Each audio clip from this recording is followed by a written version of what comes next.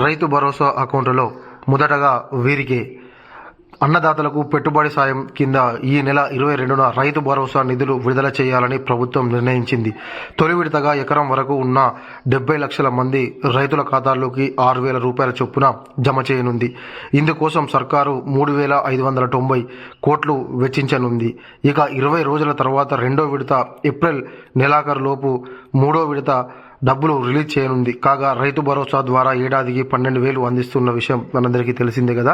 అయితే మనకు గతంలో చెప్పిన విధంగానే మనకు ఎప్పుడైతే గతంలో 3 విడతలుగా ఎట్లా ఇచ్చారో ఇప్పుడు కూడా 3 విడతల్లో జమ చేయనున్నారు. కాకపోతే అప్పుడు మనకు 2-3 రోజుల వాయిదాల్లోనే పడేది. కాకపోతే ఇప్పుడు మాత్రము మనకు దరిదాపుగా 10-12 రోజుల వ్యవధిలో వేస్తున్నారు. మొదటి విడతకు, రెండో విడతకు, చివరి విడతకు 20 రోజుల సమయం అయితే పడుతుంది.